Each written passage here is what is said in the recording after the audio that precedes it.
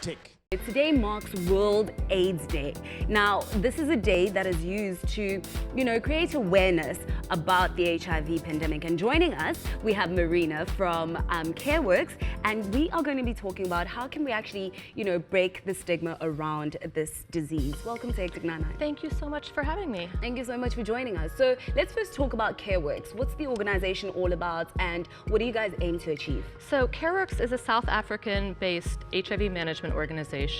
And we work with our partners, which include the National Department of Health, the U.S. President's Emergency Plan for AIDS Relief, PEPFAR, as well as NGOs in the private sector to work towards a AIDS-free generation. Yeah. And the way we do this is by increasing access to HIV counseling and testing so people know their status.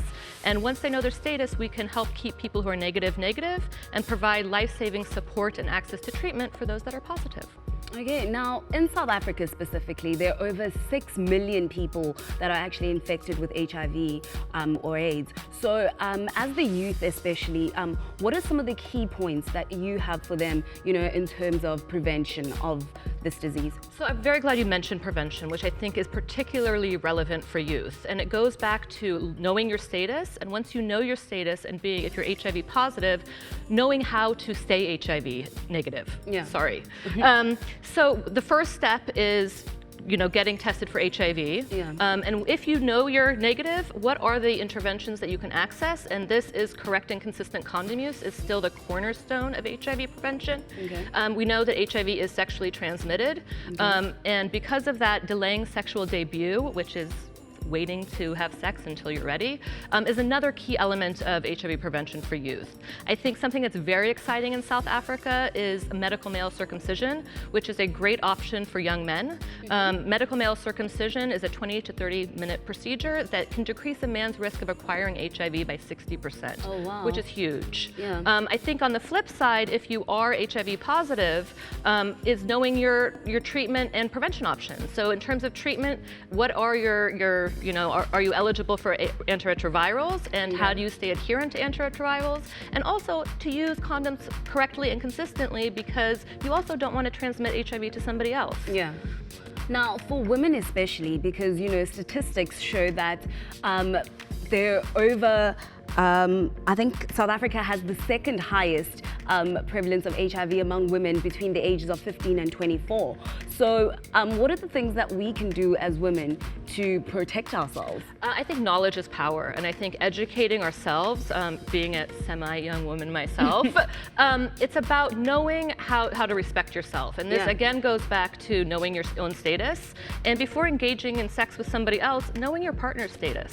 I think this is very key, something we don't talk about. Another key element is, again, condom use. It's knowing how to negotiate use of condom with your partner, and actually having a policy with yourself. I make a choice to use condoms all the time. Yeah. And communicating that with a potential sex partner, that that's the choice that I made, and if you're not happy with that, maybe you should find somebody else. Yeah.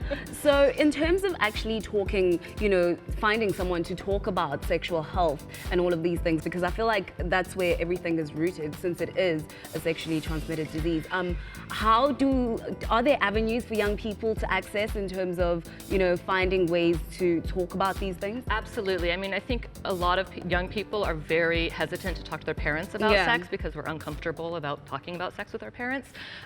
I encourage young people to talk to school counselors, talk to your sports coach, talk to your teacher if you feel comfortable with your teacher, your aunts or uncles, people who love you. I think there's many resources available in South Africa, such as Childline, Love Life, Lifeline. You can go onto their websites, and they have a wealth of information about what are your prevention options? How do you talk about sex with your parents? How do you talk about sex with your potential partners?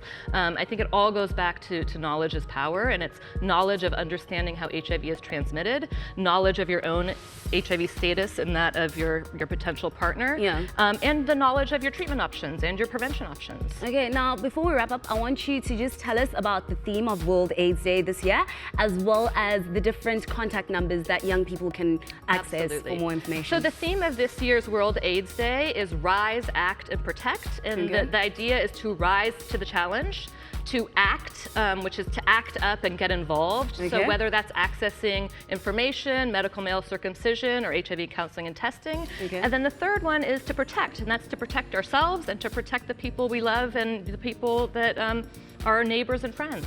Okay, cool. Thank you so much, Marina. I'm sure that our viewers are now more enlightened and have learned more on how they can rise, act, and protect themselves. But right now, you guys, more hectic.